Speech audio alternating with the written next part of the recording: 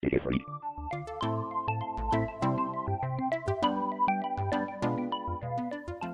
everybody, this is Scott Garrigus from DigiFreak, the music technology resource.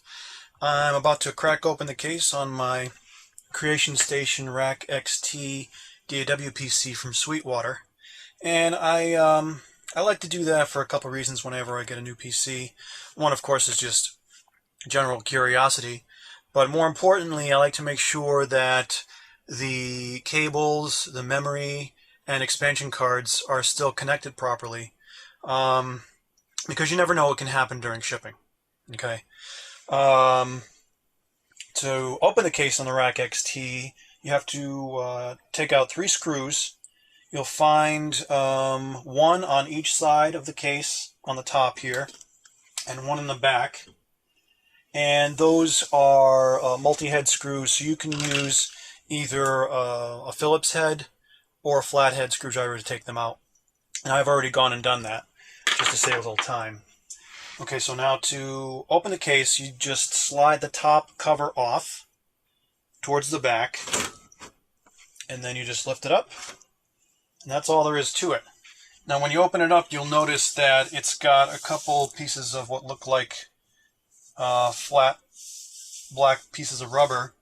That's actually a sheet block plus acoustic treatment from Auralex that Sweetwater uses on their machines, and they put it over the section that covers the hard drives and the power supply to dampen the noise from both of those things. Now, before you go poking around inside your PC, you may or may not know this, but you can accidentally damage the components with static electricity. One thing you can do is just, grab onto the side of the case, any metal part of the case, and that'll equalize the electrical charge between you and the computer, and you won't have to worry about static. But better yet, if you want both hands free, you can get yourself one of these anti-static wristbands. It's got a little piece of metal on the inside. You just have to make sure that is touching your skin, and then you take the alligator clip at the end of the cable that's connected to the wristband, and you connect that to any part of the metal casing, and then you don't have to worry about static electricity either. So now the first thing I want to take a look at is the hard drive connections, and the hard drives are actually located in the front of the machine, and they look pretty good. I don't see any loose cables here. And there's also the DVD drive on the side here on the right side of the machine when you're facing it. Those look pretty secure.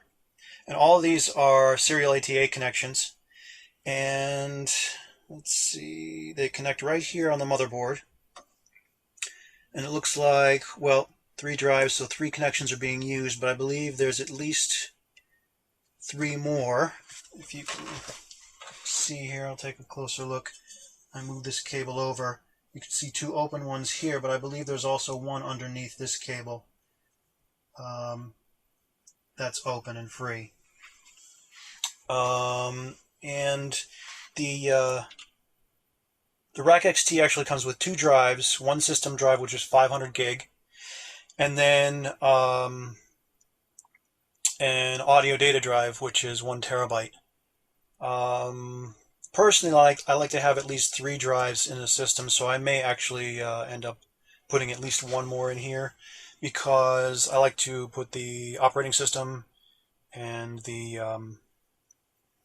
my software on 1 drive, store my audio projects and audio files on a 2nd drive, and then I have a lot of, actually quite a large streaming sample library, and I like to put those on a 3rd drive just for optimal performance. And what's nice is I have 1 and 2 free drive bays here, so that won't be a problem in the future. I'm going to try it with the 2 drives at first and see how well it performs, and I'll see how it goes from there. Let's see now, let's check out the memory.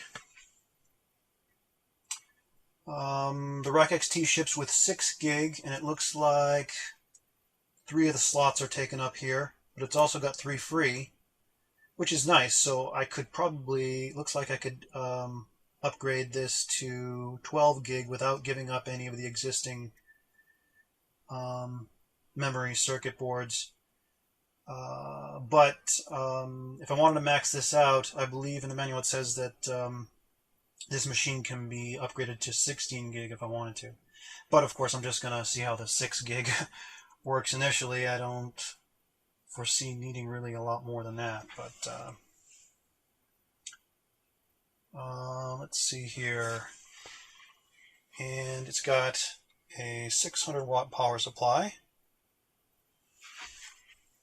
And there's also a number of connections here in the back. And these correspond to the audio connections. And there's also actually a number of USB connections. We've got a keyboard and mouse connection, two USB ports here. This is, looks like SPDIF out, and a couple more USB connections, network connection, 2 more USB connections, FireWire, serial ATA, another couple USB connections, and another networking connection, and these are the built-in sound card connections. And then we've got the expansion card slots. 3 of them are taken up during shipping. One is for an extra card here that provides 2 more USB connections and another FireWire connection, a mini 4-pin FireWire connection. And 2 of the slots are actually taken up by the video card, mainly because it's got a large heatsink. I don't know if you can see that, but there's the card right there, and then the heatsink is here on the other side, and that covers up one of the slots. But it's not a big deal because there are actually 4 more slots that are free. I believe, yeah, 2 of them are PCIe slots, and the other 2 are just regular PCI slots. So there's still plenty of room for expansion. And one thing I like is Sweetwater provides this support bar here, and they include the support clips for, you know, when you put in your own cards. So that's a nice touch right there. Okay, and then we've got the large heatsink, and the fan is on the other side. That's from Noctua, and that must be for the main i7 chip. There's the fan. And it looks like everything is pretty much seated correctly. I didn't find any loose cables, which is nice. On the last machine I had, they actually glued some of the cables in place. I don't know if you can see that, but they did on the DVD drive cable here, but they didn't do it on any of the others. But it didn't really make that much of a difference. They're still all seated properly. The system itself has, I believe, yeah, 1 fan up front. It's back there. And then the fan for the i7 chip.